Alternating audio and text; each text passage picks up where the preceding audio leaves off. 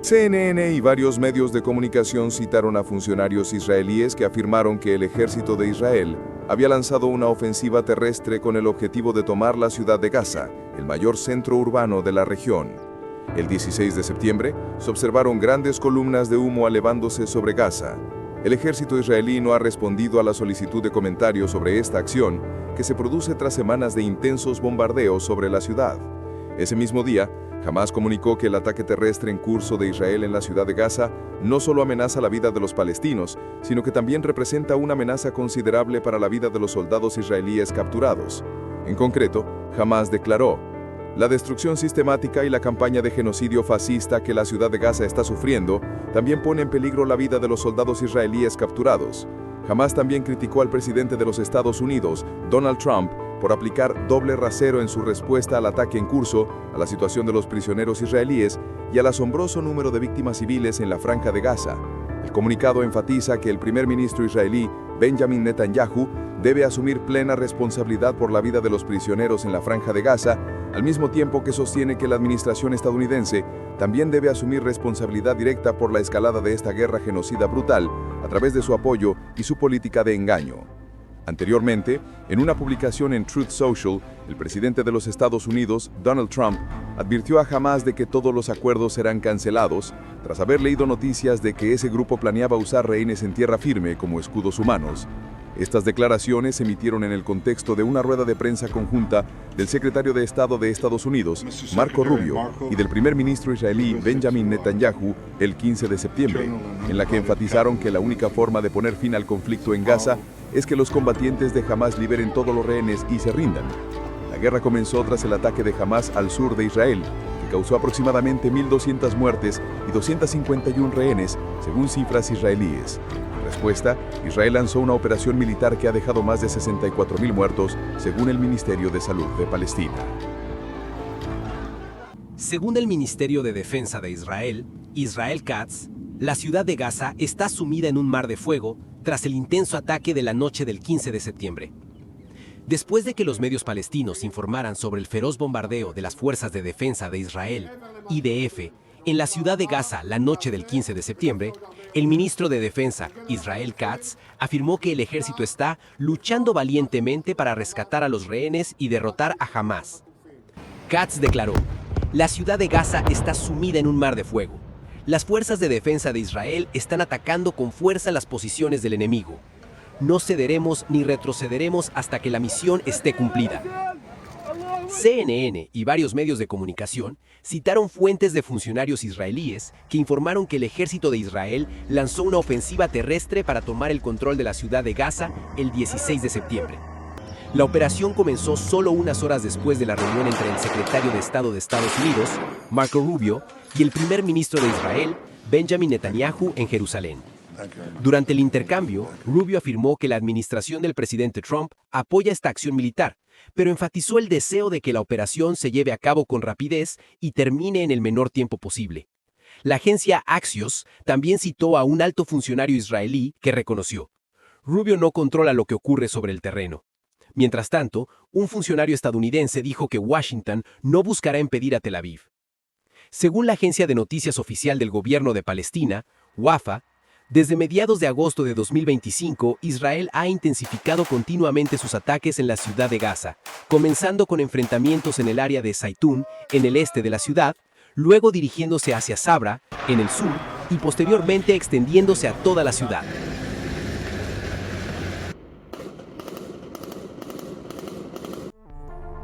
La situación en Oriente Medio sigue intensificándose con rápidos desarrollos diplomáticos y militares. En el contexto de una escalada de ataques, las últimas declaraciones de Israel y de los países árabes musulmanes han profundizado aún más las tensiones regionales. A continuación, repasaremos las declaraciones clave de las partes involucradas.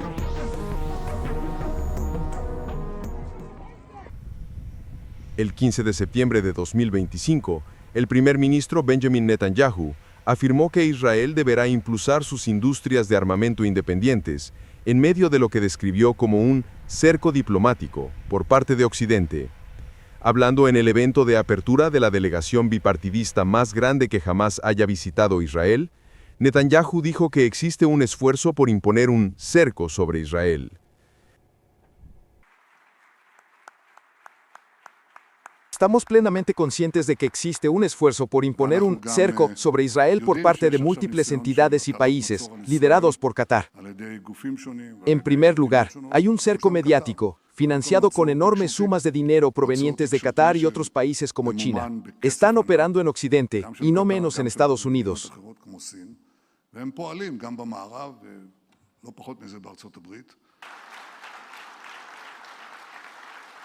La segunda parte es más enfocada, principalmente en los países de Europa Occidental, a través de la activación de comunidades minoritarias musulmanas, allí, que se están volviendo ruidosas, violentas y están amenazando a las naciones. Esa es la razón por la que vemos este cerco concentrado en Europa Occidental. Como he dicho, los envíos de armas hacia nosotros están siendo detenidos. Esto está ocurriendo. En los próximos años, necesitamos fortalecer nuestras industrias de armamento, independientes, para lograr la autosuficiencia en el ámbito de las armas y la economía de armamento, con capacidad de producción industrial. Por lo tanto, romperemos este cerco. Recientemente, la Cumbre Árabe Islámica, celebrada en Doha, expresó su apoyo a Qatar, tras el ataque de Israel dirigido contra líderes del grupo militante palestino Hamás, que residen en este país del Golfo. Hablando en esta cumbre, el emir de Qatar, Sheikh Tamim bin Hamad Al Thani, declaró que el ataque de Israel contra este país del Golfo la semana pasada fue cobarde y traicionero. Inauguramos esta cumbre árabe islámica de emergencia para discutir el ataque de Israel contra el Estado de Qatar. La capital de mi país, Doha, donde se celebra esta cumbre, ha sufrido un ataque cobarde dirigido contra una residencia de familias de líderes políticos y de la delegación de negociación de Hamás, ubicada en un área residencial con escuelas y misiones diplomáticas. Si Israel quiere asesinar a los líderes políticos de Hamás, ¿por qué negocia con ellos? Y si desea negociar para liberar rehenes, ¿por qué asesina a todos aquellos con los que podría negociar? ¿Cómo podemos recibir delegaciones israelíes para negociar en nuestro país, mientras aquellos que envían esas delegaciones planean bombardear este país? Estas preguntas no esperan respuestas, sino que buscan explicar por qué calificamos públicamente este ataque como cobarde, traicionero y vil, y por qué no se puede aceptar tal nivel de malicia y traición. Israel se presenta como una democracia rodeada de enemigos, pero en realidad está construyendo un sistema de ocupación y apartheid, hostil hacia su entorno y librando una guerra de destrucción, en la que ha cometido crímenes sin límites. Su primer ministro, hace unos días, declaró que está impidiendo la creación de un Estado palestino y que dicho Estado nunca existirá en el futuro. Es hostil hacia la autoridad palestina y se opone a los acuerdos sobre los cuales se estableció esa autoridad. Las declaraciones del primer ministro Netanyahu y del emir de Qatar se producen en el contexto de los continuos y masivos ataques aéreos de Israel contra Gaza, Qatar y Yemen. Esto ha provocado una fuerte reacción de varias partes que condenan las acciones de Israel y consideran que son un obstáculo para las oportunidades de paz. Quiero decir al pueblo israelí que lo que está ocurriendo ahora obstaculiza el futuro de la paz, amenaza su seguridad y la de los pueblos de la región y crea más barreras para alcanzar nuevos acuerdos de paz, incluso destruyendo los acuerdos existentes con los países de la región. Las consecuencias serán graves. La región volverá a un clima de conflicto y los esfuerzos históricos para construir la paz, junto con los logros alcanzados, se perderán. Este es el precio que todos pagaremos, sin excepción. No permitamos que los esfuerzos de nuestros antepasados por la paz se vuelvan inútiles, porque entonces el arrepentimiento también será en vano. Estamos a su lado, Qatar, con todas nuestras capacidades y apoyamos cualquier medida para enfrentar este ataque, al tiempo que protegemos la seguridad, la estabilidad y la seguridad de su pueblo. La seguridad de Qatar es nuestra seguridad, la estabilidad de Qatar es nuestra estabilidad, y nuestro apoyo hacia ustedes es absoluto.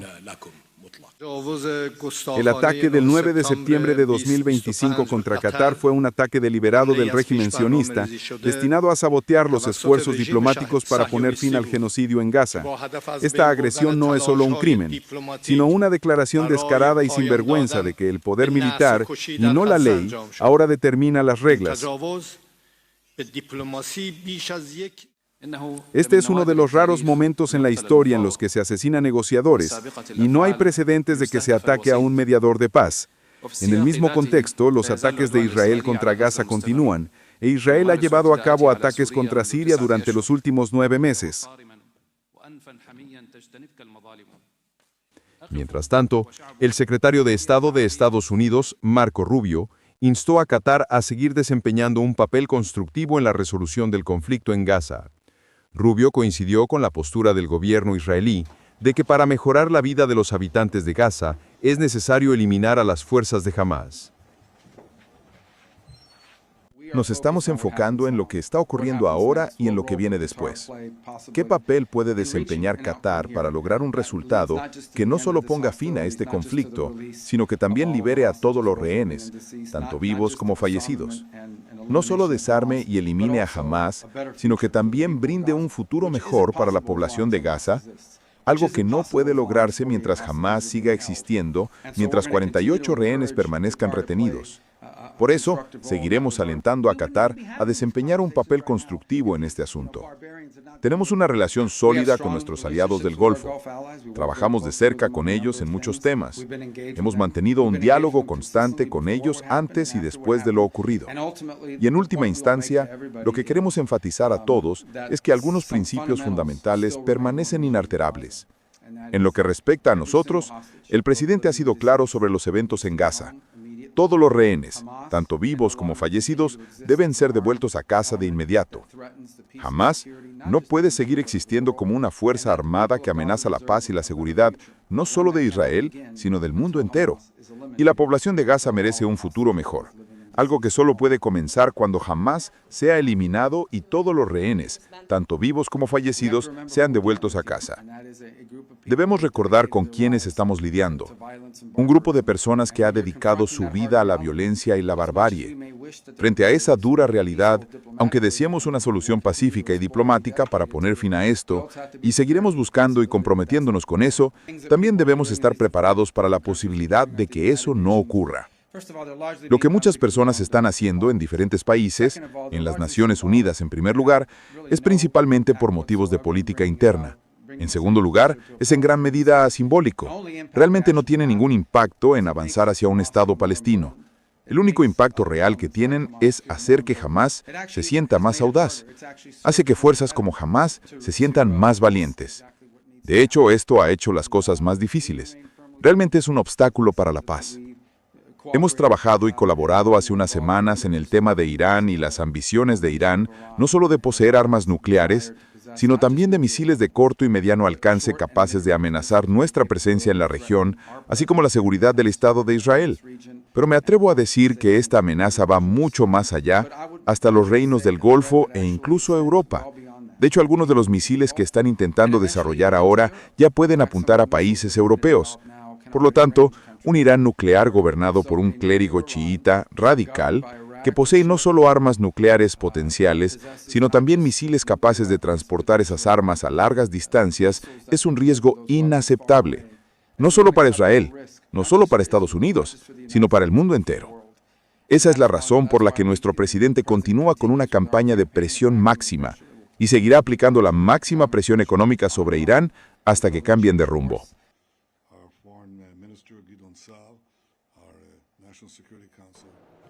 Al mismo tiempo, el primer ministro Benjamin Netanyahu elogió la alianza entre Estados Unidos e Israel durante una visita a Jerusalén. Expresó su agradecimiento por el apoyo de Estados Unidos y expresó su deseo de que la relación entre ambos países se fortalezca aún más. Creo que la visita del secretario de Estado de Estados Unidos aquí es un testimonio de la solidez y la fuerza de la alianza entre Israel y Estados Unidos, firme y duradera como las piedras del muro occidental que acabamos de tocar. Bajo la administración del presidente Trump, el secretario Rubio y todo su equipo, esta alianza nunca ha sido más fuerte y lo apreciamos profundamente.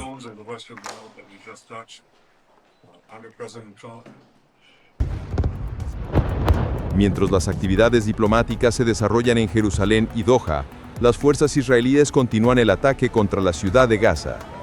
La campaña de casi 2 años de Israel contra Hamás ha causado la muerte de más de 64.000 personas en Gaza, según autoridades locales.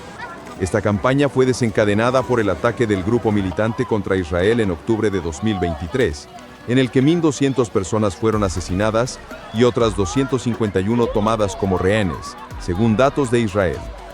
Se puede observar que las posturas opuestas y las fuertes declaraciones de los líderes reflejan claramente la complejidad del panorama actual en Oriente Medio. Desde los esfuerzos diplomáticos hasta las acciones militares, cada paso está moldeando el futuro de la región. Si la paz aún tiene alguna posibilidad de ser retomada, o si la espiral de conflicto seguirá extendiéndose, esa sigue siendo una pregunta sin respuesta. En los últimos días, la tensión en Cisjordania ha aumentado notablemente. El gobierno de Israel acaba de aprobar un plan para ampliar el asentamiento E1, una medida que se considera como un corte en la conexión geográfica entre Jerusalén Este y los territorios que los palestinos aspiran a convertir en su futuro estado.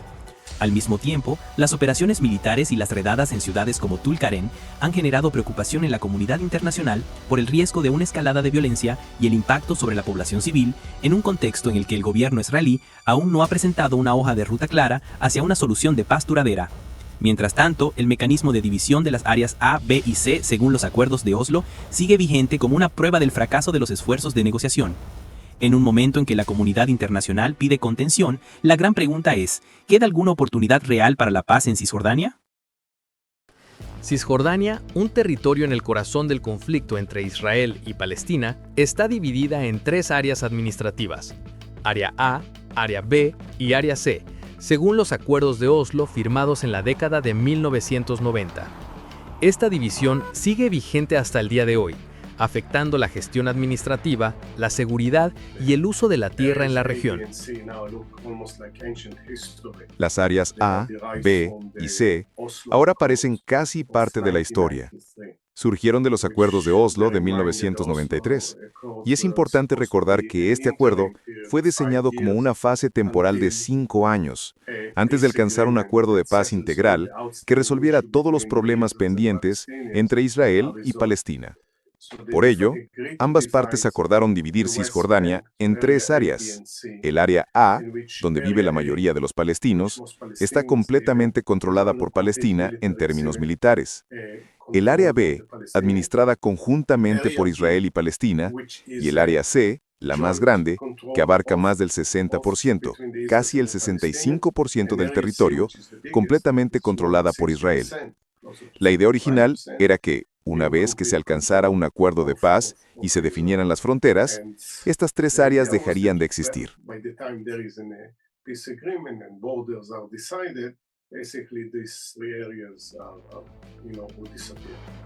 El área A ocupa aproximadamente el 18% del territorio de Cisjordania e incluye la mayoría de las ciudades palestinas como Ramallah, Nablus, Belén y Jenin. La Autoridad Palestina, AP, tiene control total sobre esta área, gestionando tanto los asuntos civiles como educación, salud, servicios públicos, como la seguridad interna. Los palestinos constituyen la mayoría de la población en el área A y no hay asentamientos israelíes.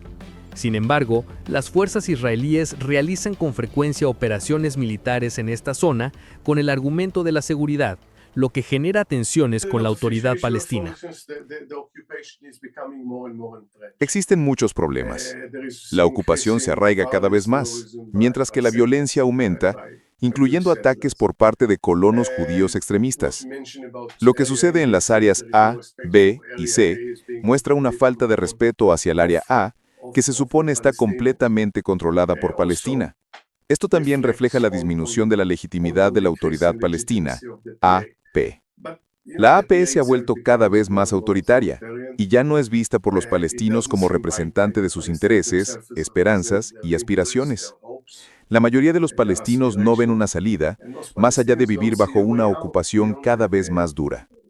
Actualmente, hay miles de personas detenidas, muchas bajo detención administrativa, es decir, sin cargos formales.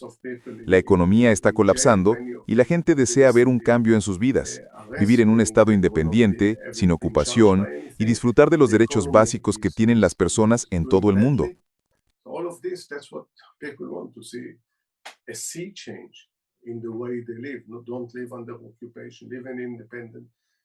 State, and most importantly, enjoy the same rights that El área B cubre aproximadamente el 22% de Cisjordania e incluye pequeños pueblos, aldeas y áreas rurales. Esta área se gestiona de manera conjunta. La autoridad palestina se encarga de los asuntos civiles, como los servicios públicos y la infraestructura, mientras que Israel mantiene el control de la seguridad, y la AP se ocupa de la policía local. Esta división de poder genera numerosas dificultades para los residentes, provocando demoras y disputas en la gestión administrativa. El área C abarca aproximadamente el 60% de Cisjordania y está completamente bajo el control de Israel, tanto en términos administrativos como de seguridad. Aquí se concentran casi todos los asentamientos israelíes y la mayoría de los recursos naturales. Alrededor de 490.000 israelíes viven en esta área, junto con una pequeña comunidad palestina. Los palestinos enfrentan estrictas restricciones para construir y desarrollar, debiendo obtener permisos de Israel. El área C contiene tierras agrícolas y recursos hídricos clave, lo que la convierte en un punto central de disputa. Israel considera el control de esta área como una cuestión de seguridad vital, mientras que los palestinos y las organizaciones de derechos humanos argumentan que esto debilita los medios de vida y obstaculiza el desarrollo económico palestino. Los acuerdos de Oslo segunda fase de 1995 dividieron Cisjordania en las áreas A, B y C para transferir gradualmente el control a la autoridad palestina. Según el acuerdo, esta división duraría solo 5 años, tiempo durante el cual se negociarían soluciones integrales al conflicto. Sin embargo, no se alcanzó ningún acuerdo final. Muchos críticos sostienen que este sistema ha permitido a Israel consolidar su control mientras fragmenta la gobernanza palestina.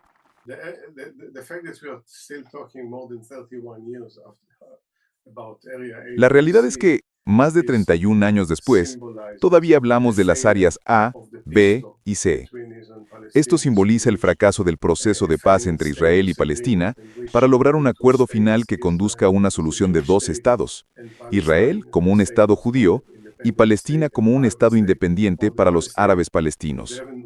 Este mecanismo temporal, que se esperaba que terminara pronto, debía dar paso a fronteras claras que definieran qué es territorio palestino y qué es territorio israelí, o a acuerdos de intercambio de tierras para compensar los asentamientos anexados a Israel, pero nunca llegamos a ese punto.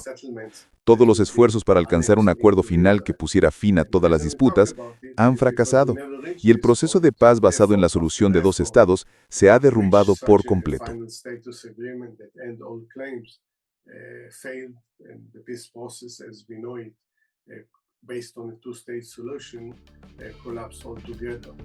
Antes de 1948, Cisjordania, incluido el casco antiguo de Jerusalén, formaba parte del mandato británico de Palestina.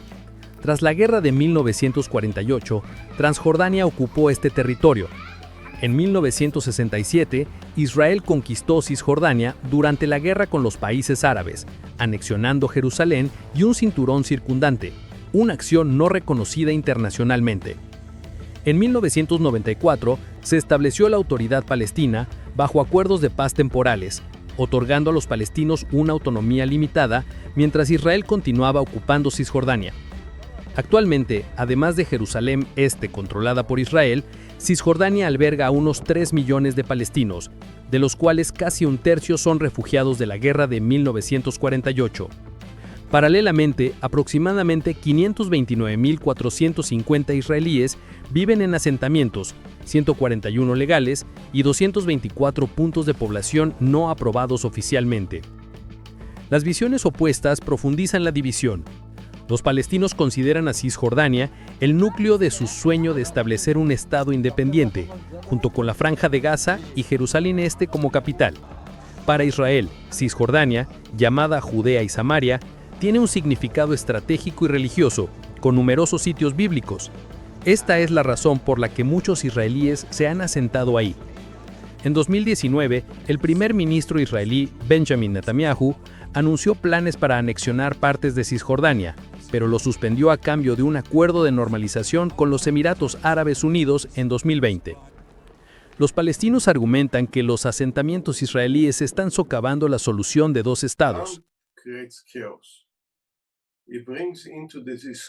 El presidente Trump creó un caos. Introdujo en las discusiones elementos que, hace apenas un mes, nadie hubiera imaginado que se mencionarían.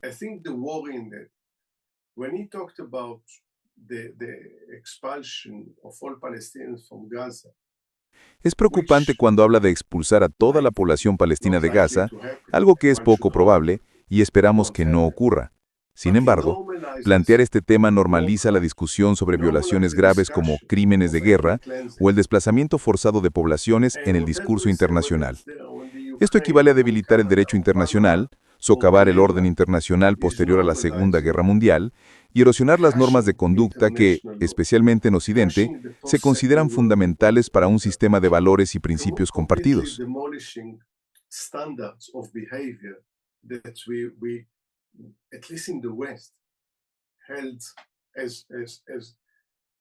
Esto también aplica a Gaza. Cuando el presidente de un país considerado representante del mundo libre habla abiertamente sobre desplazar permanentemente a 2.3 millones de personas contra su voluntad, lo que viola la Convención de Ginebra y otros tratados internacionales.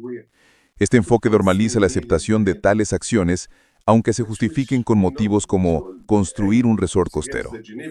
Y si eso se considera aceptable en Gaza, podrían surgir ideas similares para Cisjordania.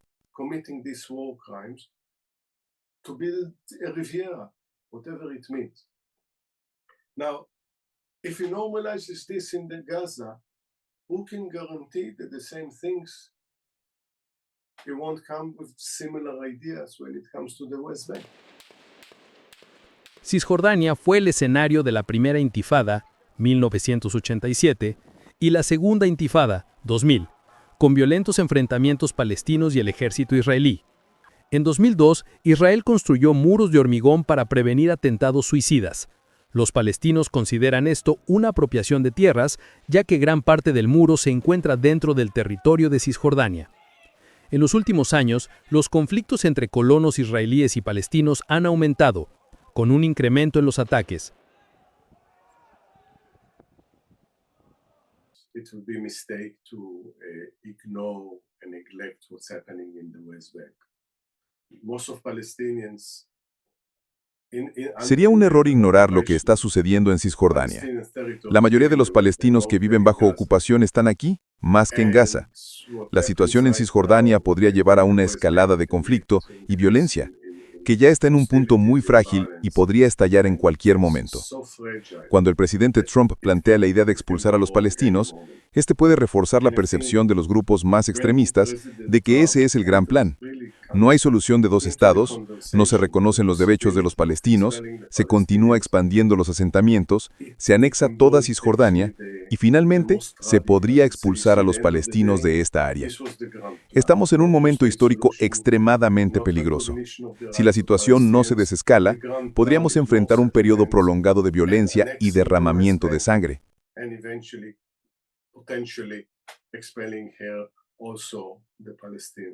I think we are in a position, in a point in history which is very dangerous unless it's diffused. I'm afraid that we'll see for a long time of violence and bloodshed. La mayoría de los países consideran a Cisjordania, incluido Jerusalén Este, como un territorio ocupado. Una resolución del Consejo de Seguridad de la ONU de 2016 afirmó que la construcción de asentamientos israelíes en los territorios palestinos ocupados desde 1967 es una violación flagrante del derecho internacional y un gran obstáculo para la solución de dos estados.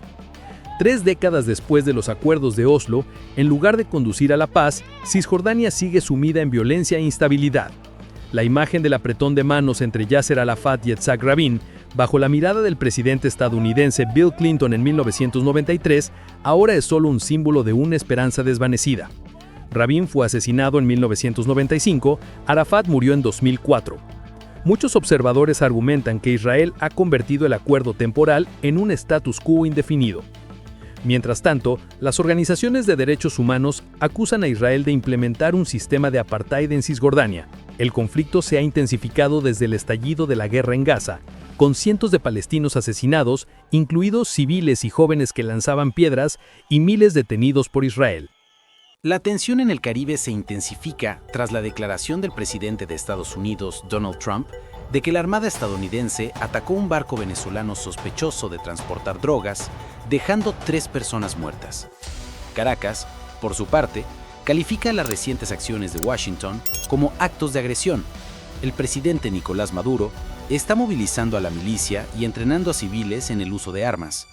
En medio de esta escalada de tensiones, surge la pregunta: ¿es esto solo una demostración de fuerza por parte de Estados Unidos o un indicio de un enfrentamiento mayor en el horizonte? A continuación, un resumen de los últimos acontecimientos. El presidente Donald Trump anunció que las Fuerzas Armadas estadounidenses atacaron un barco sospechoso de pertenecer a una banda de narcotraficantes venezolanos que se dirigía a Estados Unidos.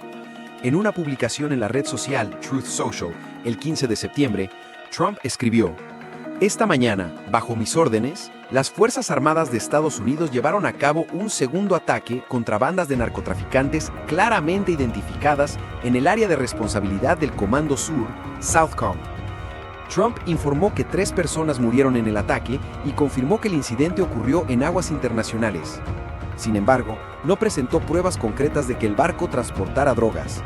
El presidente subrayó: "Estas bandas de narcotraficantes extremadamente violentas han representado una amenaza para la seguridad nacional, la política exterior y los intereses esenciales de Estados Unidos". La publicación incluía un video de casi 30 segundos que aparentemente mostraba un barco explotando y hundiéndose en llamas. Horas antes de la publicación de Trump, el presidente venezolano Nicolás Maduro acusó a las recientes acciones de Estados Unidos de ser actos de agresión y señaló que la comunicación entre ambos países ha cesado en gran medida. No es una tensión, es una agresión en toda la línea, es una agresión judicial cuando nos criminalizan, es una agresión política con sus declaraciones amenazantes diarias, es una agresión diplomática y es una agresión en camino de carácter militar. Y Venezuela está facultada por las leyes internacionales para hacerle frente integralmente a esta agresión. No es una tensión, es una agresión. ¿Podría Venezuela en este contexto insistir con el ingreso a los BRICS? Hoy puedo anunciar que las comunicaciones con el gobierno de Estados Unidos están deshechas por ellos, con sus amenazas de bombas, muertes y chantaje. Así no funcionamos nosotros. Con amenazas y por las malas, nunca jamás habrá nada. Y lo saben. Así que pasaron de una etapa de relaciones maltrechas, de comunicación, a deshechas. Y la historia continuará. En Cuba lo explotaron. Después se supo con el tiempo que un misilístico, un destructor, mande sus soldados expertos en misiles a asaltar barcos atuneros. Ustedes saben que estaban buscando, no tengo ni que decírselo. Estaban buscando un incidente militar. Si los muchachos atuneros hubieran tenido algún tipo de armas y accionan armas estando en jurisdicción venezolana, hubiera sido el incidente militar que están buscando los guerreristas, los extremistas que quieren una guerra en el Caribe. Pregunto, en Washington, ¿quién dio la orden para crear este incidente? Eso tiene que estar en los papeles, en la orden de operaciones, ¿verdad? ¿Quién dio la orden en Washington? Rociaban el barrio de Chorrillos así los helicópteros para acabar con el pueblo. Que yo valga más que Bin Laden. Que yo valga igual que Darwin Núñez, el gran futbolista de Uruguay.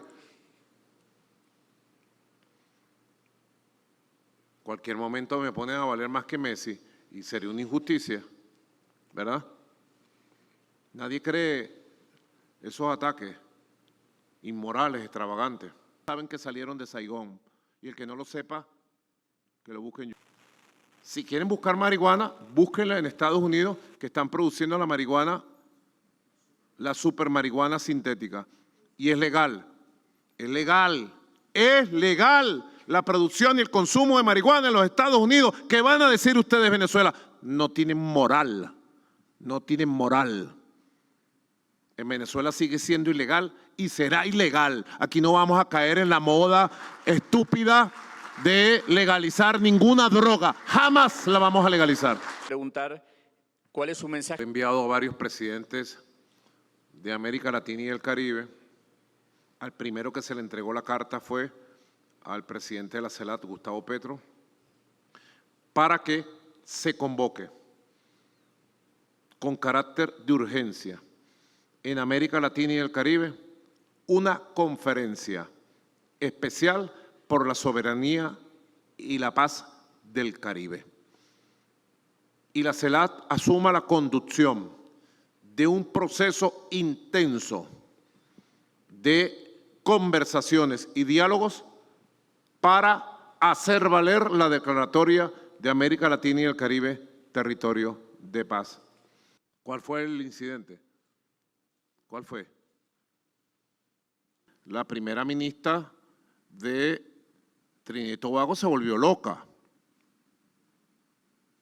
Se volvió loca, amenazando que desde Trinidad y Tobago ella va a autorizar ataques contra Venezuela, declarándole casi la guerra a Venezuela. Yo estoy seguro que el pueblo de Trinidad y Tobago está en contra, completamente. Somos países vecinos. En otras partes del Caribe. Y de acuerdo a la gobernadora de Puerto Rico, toda la isla de Puerto Rico lista para invadir Venezuela, es lo que dice la gobernadora, y que tienen allá 100 aviones F-35 que nos van a bombardear, y que tienen no sé cuántos miles de soldados, y la isla completa con la gobernadora al frente. La gobernadora va a venir en un destructor de esos a desembarcar aquí en La Guaira. Me imagino que va a desembarcar en Macuto, la gobernadora, ¿no?, de Puerto Rico. En las últimas semanas, Estados Unidos ha desplegado al menos 8 buques de guerra y un submarino de ataque en el Caribe, además de enviar 10 cazas furtivos F-35 a Puerto Rico. El 2 de septiembre, Trump informó que las Fuerzas Armadas estadounidenses eliminaron a 11 presuntos miembros de una banda de narcotraficantes venezolanos en una operación en aguas internacionales. Según Trump, Venezuela no está tomando medidas suficientes para combatir el narcotráfico. ¿Qué puede decirnos sobre el barco venezolano destruido? ¿Planea proporcionar pruebas de que a bordo había terroristas del narcotráfico en una lista de espera? Tenemos pruebas. Solo hay que mirar la carga esparcida por el océano. Grandes sacos de cocaína y fentanilo por todas partes.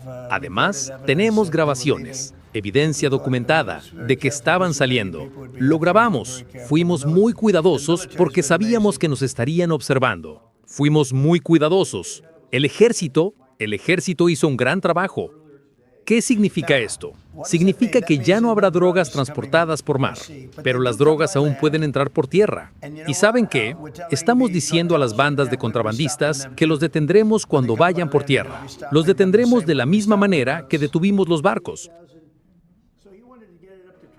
El 13 de septiembre, muchos venezolanos fueron entrenados en el uso de armas como parte de la estrategia de defensa del presidente Nicolás Maduro para contrarrestar el aumento de la presencia militar estadounidense en el Caribe.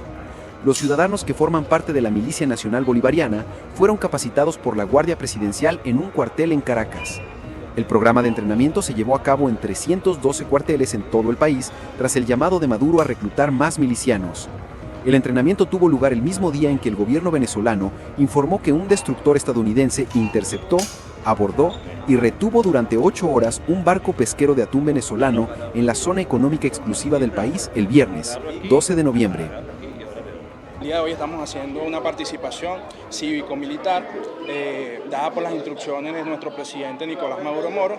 En esta unión cívico-militar lo que buscamos es consolidar el conocimiento sobre la defensa de nuestro país, para lo que viene la defensa integral sea consolidada. Por supuesto que es importante que uno maneje todo este tipo de información porque de acuerdo a los acontecimientos que estamos viviendo no sabemos cómo se van a desarrollar y debemos estar preparados para cualquier situación que se presente a futuro. Entonces es importante que toda la población maneje esta información. Pierda la efectividad al momento de disparar. O sea, meto todo mi dedo. ¿Ves cómo se mueve la pistola? Ya ahorita están instruyendo a la parte femenina, ya que mayormente son los masculinos que manejan este tipo de armas y es muy práctico ya que es fácil y también la podemos manipular nosotras hoy en día. Ya que antes no se veía mucho eso, ahorita sí la estamos viendo y es muy fácil el arma y el desarme y la manipulación de las armas. Estamos hoy acá en estos espacios dando lo mejor de nosotros como venezolanos, manteniéndonos en unión, en fraternidad y sosteniéndonos hombro a hombro para todo lo que pueda emanarse en los días sucesivos. Expertos legales, incluidos algunos exoficiales de alto rango del Cuerpo Jurídico Militar de Estados Unidos, consideran que matar directamente a sospechosos de contrabando, en lugar de arrestarlos y juzgarlos, viola la ley. El Congreso de Estados Unidos nunca ha autorizado una guerra contra los carteles, y el narcotráfico no es un delito castigado con la pena de muerte según la ley estadounidense. Según datos de Estados Unidos, Colombia y las Naciones Unidas, la mayor parte de la cocaína exportada a Estados Unidos proviene de Colombia, Perú y Bolivia, con aproximadamente el 74% transportado por el Pacífico y solo el 24% por el Caribe. Venezuela apenas tiene un papel en la producción o el tráfico de fentanilo, la droga sintética que causa más muertes, que se produce principalmente en México a partir de precursores importados de China.